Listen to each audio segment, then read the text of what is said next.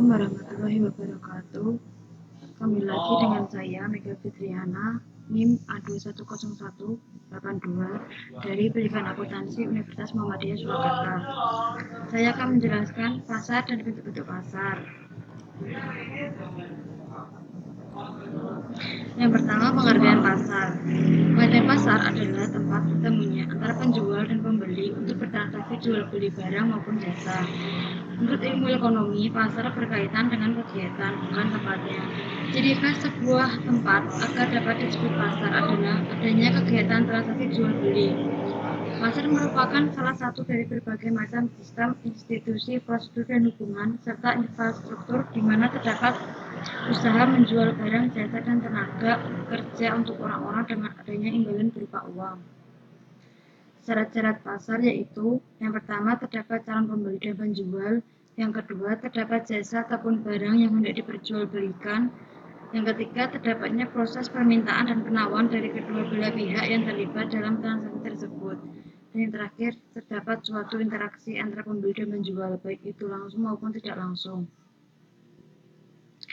Bentuk-bentuk pasar ada 4. Yang pertama menurut sifat atau wujud barang, yang kedua menurut luas wilayah kegiatan, yang ketiga menurut waktu penyelenggaraannya, dan yang keempat menurut jenis barang yang diperjualbelikan.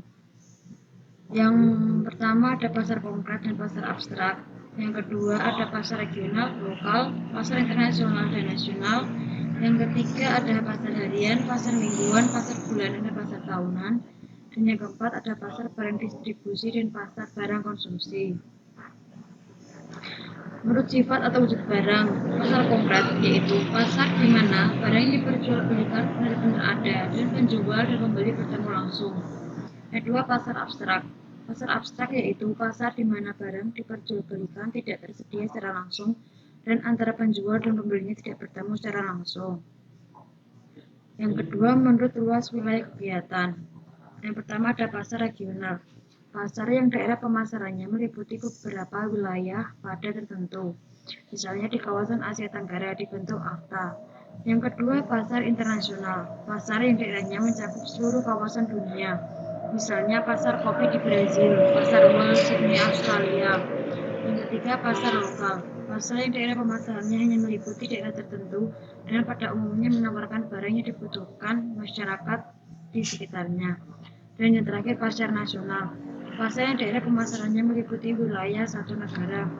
Pasar ini menjual barang-barang yang dibutuhkan oleh masyarakat negara tersebut. Kemudian ada pasar menurut waktu penyelenggaraannya. Ada pasar harian, adalah pasar yang dilakukan setiap hari. Contohnya pasar tradisional di lingkungan rumah yang menjual pokok sehari-hari, pasar induk di Jakarta, dan lain-lain. Yang kedua ada pasar mingguan, adalah pasar yang dilakukan hanya setiap minggu sekali. Biasanya nama pasar ini diambil dari nama hari pelaksanaan, misalnya pasar Senin, pasar Minggu, pasar Rabu, dan lain-lain. Yang ketiga ada pasar bulanan, adalah yang dilakukan sebulan sekali. Pasar bulanan biasanya terdapat di sekitar pabrik dan dibuka setiap kali karyawan pabrik tersebut menerima gaji. Pasar tahunan adalah pasar yang dilakukan setahun sekali. Pasar ini diselenggarakan berkaitan dengan acara atau kegiatan, sering digunakan sebagai ajang pameran promosi, contohnya Pekan Raya Jakarta, pasar selatan di Jogja dan di Solo. Kemudian menurut jenis barang yang diperjualbelikan ada pasar barang distribusi dan pasar barang konsumsi. Pasar barang distribusi adalah di mana pasar yang menjual faktor-faktor produksi, misalnya pusat tenaga kerja, modal pasar, mesin produksi, dan lain-lain. Pasar barang konsumsi adalah pasar yang menjual barang-barangnya secara langsung dapat dikonsumsi atau dipakai, contohnya pasar buah dan pasar ikan.